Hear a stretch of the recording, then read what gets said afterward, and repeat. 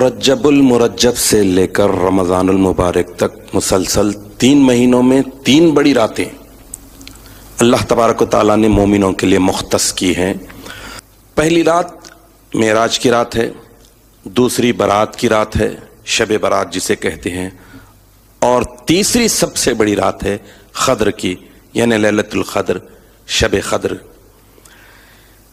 یہ تینوں راتیں اپنی اہمیت، فضیلت، قدر و منزلت میں ایک دوسرے سے الگ الگ ہیں۔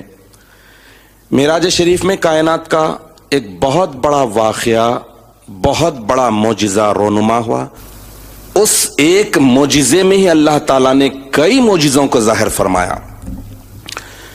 معراج کی شب چونکہ فضیلت والی ہے، عظمت والی ہے، کائنات کے یادگار ترین واقعات سے بھری پڑی ہے، اس لیے اس رات جو عبادت کی جاتی ہے وہ عبادت کون سی ہو، کیسی ہو، چونکہ شب مختصر، رات ایک ہی، اور اس رات میں عبادت کرنا ہے۔ عزیزان محترم، یہ زمانہ کٹ اینڈ پیسٹ کا ہے، لائک فارورڈ کا ہے، دوسروں کی تقلید کی جا رہی ہے جو انتہائی غلط اور بری بات ہے۔ اللہ تعالیٰ نے آپ کو اور ہم کو اعلیٰ قوم میں پیدا کیا ہے۔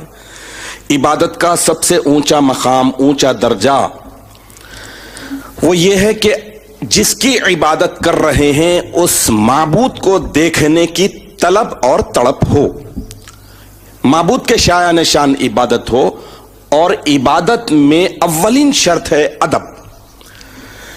تو اس بات کو ملحوظ رکھتے ہوئے آج آپ کے سامنے معراج کی شب میں عبادت کیسی ہونی چاہیے، عبادت کا معیار کیا ہو، اسٹینڈرڈ کیا ہو، کچھ ضروری باتیں آپ کے سامنے رکھنے کی سعادت حاصل کر رہا ہوں۔ دیکھیے، دستور بھی ہے کہ ذمے جب بھاری بھاری کام ہو، بڑے بڑے کام ہو، تو ہلکے، غیر ضروری، غیر اہم، بیکار کاموں میں پھنسانا کیا یہ عقل مندی ہے؟ جس کے تعلق سے پوچھ ہوگی، سوال ہوگا، جس کا حساب و کتاب ہوگا، جس کا حساب بھاری ہو وہ کرنا چاہیے۔ پوچھ ہوگی فرض کی، حساب و کتاب ہوگا بھاری کام کا، غیر اہم بیکار کام پر تو ڈبل حساب و کتاب ہوگا۔ یعنی ایک یہ کہ جو چیز اہم ہے، فرض ہے، ضروری ہے، اسے نہیں کیا، اس کا حساب دینا ہوگا۔ اور دوسرا یہ کہ جو چیز غیر اہم ہے، بیکار ہے، ضروری نہیں ہے، اسے کر رہے ہیں، یعنی ضروری کو چھوڑ رہے ہیں، غیر ضروری کو اختیار کر رہے ہیں، جس کی وجہ سے وقت برباد ہو جاتا ہے۔ تو یہ بات طے ہے کہ جب رات بڑی ہے تو اس رات میں کی جانے والی عبادت بھی بڑی ہونی چاہیے، انٹینشن بہت اونچا بڑا ہونا چاہیے، نیت اعلیٰ ہونا چاہیے۔ اب معراج شریف میں بے شمار واقعات ہوئے، معجزات اللہ تعالیٰ نے ظاہر فرمایا، اور معراج شریف میں اللہ تعالیٰ نے دیگر فرائض تو زمین پر وہی بھیج کر فرض کی ہے، لیکن معراج شریف کی عظمت کا اندازہ لگائیے کہ بندہ خدا سے 5 مرتبہ دن میں دو بدو ہوتا ہے، روبرو ہوتا ہے، تو اس فرض کو اللہ تعالیٰ نے اپنے حبیب پاک محمد عربی صلی اللہ تعالی علیہ وسلم کو اپنے روبرو بلا کر فرض کیا ہے۔ تو اب اس حساب سے دیکھیے کہ یہ نماز بڑی اہمیت کی ہے۔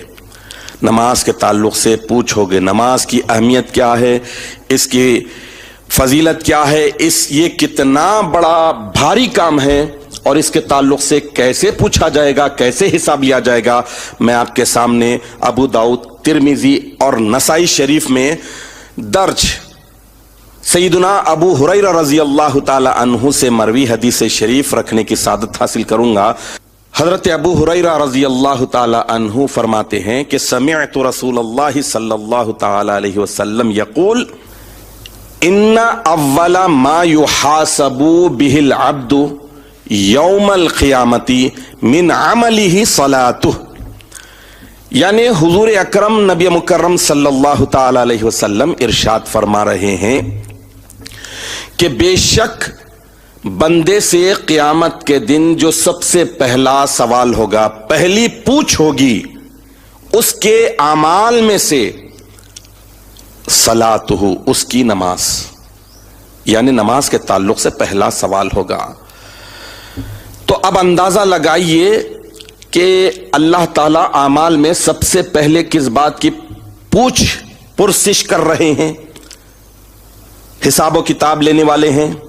कौन सा सवाल पहले किया जाने वाला है? वो है नमाज के ताल्लुक से। और नमाज मेराज शरीफ का बहुत बड़ा तोहफा है, बहुत बड़ा अतिया है। अजीजान मोहतरम, नुक्ते की बात है कि वक्त का सही इस्तेमाल भी बहुत बड़ा हुनर और बहुत बड़ा फन है।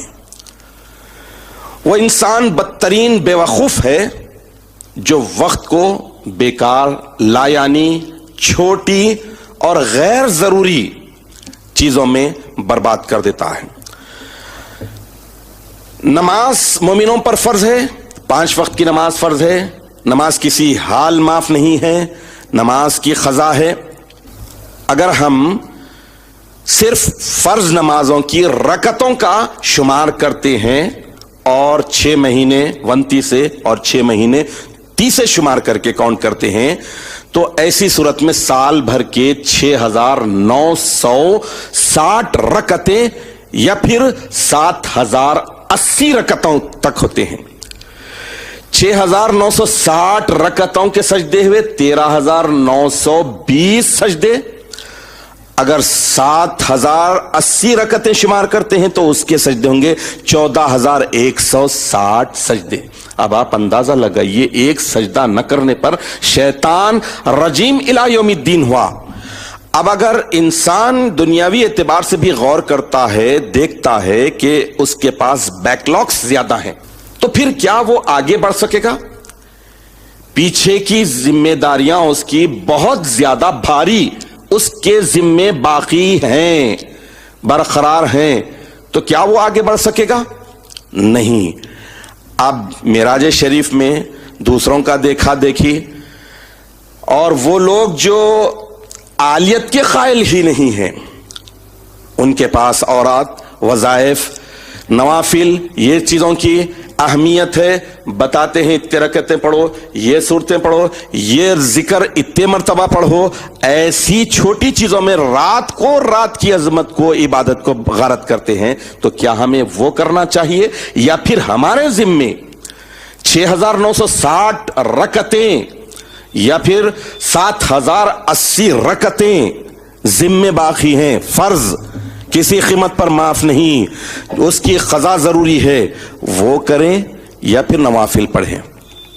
औरात, वज़ाइफ, नवाफिल ये सब ममनू हैं। इमामुना व सैयदना हुजूर मेहदी माऊद अलैहिस्सलातु व तस्लीम भी मना फरमाए हैं। किताब असबाबुल इमसाल में हदीस आई है, अल्लाह के प्यारे रसूल सल्लल्लाहु ताला अलैहि वसल्लम ने एक बड़ी बेहतरीन मिसाल के जरिए बता दिया है कि फर्ज का दर्जा कितना बड़ा है और नवाफिल क्या हैसियत रखते हैं। अल्लाह के रसूल सल्लल्लाहु ताला अलैहि वसल्लम इरशाद फरमा रहे हैं कि नमाजी की मिसाल ताजिर के मिसल है, यानी बिजनेसमैन की तरह है। क्योंकि ताजिर जब तक असल माल ना आ जाए नफे का शुमार नहीं करता। काउंटिंग जो करता है पहले ये देखता है कि मैं कितना इन्वेस्ट किया, वो मुझे रिटर्न मिला है या नहीं, बाद में बेनिफिट, मुनाफा, ये चीज को काउंट करता है।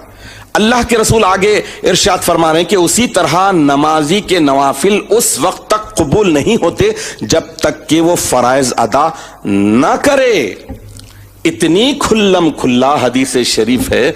तो अब आप बताइए कि मेराज शरीफ हो या फिर बारात की रात हो, शब क़द्र हो, ऐसी मुक़द्दस रातों में अगर हम हल्की फुल्की गैर जरूरी, गैर अहम इबादतें कर रहे हैं, जबकि हमारे जिम्मे भारी भारी काम पड़े हैं, भारी भारी जिम्मेदारी है, जवाबदेही है, उसे छोड़कर हम छोटी चीजों में पड़ रहे हैं। اسی لیے تابع تام رسول اللہ حضرت مہدی موعود علیہ الصلوۃ والتسلیم نے بھی جملہ نوافل عبادات کو، وہ عبادتیں جو نفل ہیں، جو مومنوں پر فرض نہیں ہیں اور جو ذکر اللہ کے علاوہ ہیں، ذکر اللہ فرض ہے، ممنوع قرار دیا ہے، جیسے ورد اوراد گن گن کر کوئی بھی چیز کرنا، 5 سورہ پڑھنا، 7 سورہ پڑھنا، تسبیح پھیرنا، چلا بیٹھنا، ذکر جلی کرنا وغیرہ وغیرہ۔ ذکر اللہ دوامی فرض ہے۔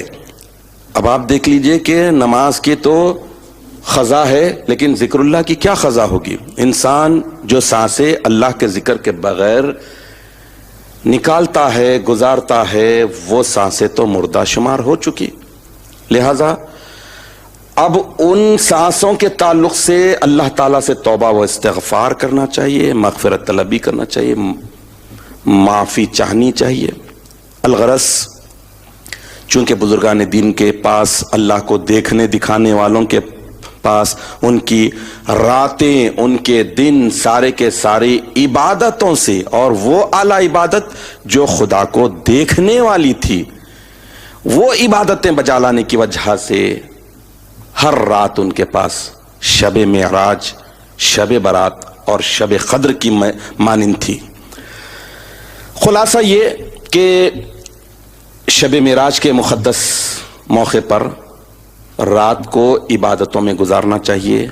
فرض نمازیں جو قضا ہو چکی ہیں، ان نمازوں کی قضا کرنی چاہیے، ذکر اللہ میں وقت گزارنا چاہیے، توبہ و استغفار میں وقت گزارنا چاہیے، ماضی کی زندگی پر، کوتاہیوں پر، ماضی کے زندگیوں میں عبادتیں نہ کرنے پر شرمندہ ہونا چاہیے، روتے رہنا چاہیے، اور مستقبل کی پلاننگ کرنی چاہیے کہ فیوچر میں نماز کی پابندی کا عہد کرنا چاہیے، ذکر اللہ کی پابندی کا عہد کرنا چاہیے، اور قرآن حکیم کی تلاوت معنی اور مطلب کے ساتھ کرنا چاہیے کہ اللہ تعالیٰ کیا فرما رہے ہیں، اللہ کیا حکم دے رہے ہیں۔ اپنے کلام پاک میں، اپنے عشق نامے میں اللہ تعالیٰ عشق کی کون کون سی باتوں کو اختیار کرنے کا حکم دے رہے ہیں، اور کون کون سی باتیں عشق میں رکاوٹ بننے والی ہیں، اس سے بچنے کا حکم دے رہے ہیں۔ یہ بھی اگر ہم پوری ایمانداری کے ساتھ، پورے ڈر اور خوف کے ساتھ اس رات میں تلاوت قرآن کرتے ہیں تو یقین جانیے کہ یہ زندگی میں تبدیلی کا بڑا ذریعہ بن سکتی ہے۔ اور دیگر عبادتوں کو اللہ تعالیٰ نے جو بندوں پر فرض کیے ہیں، اسے بجا لانے کی طرف اللہ تعالیٰ سے رجوع ہونا چاہیے، تو سمجھ لیجئے کہ پھر ہماری زندگی واقعی کام والی ہو جائے گی۔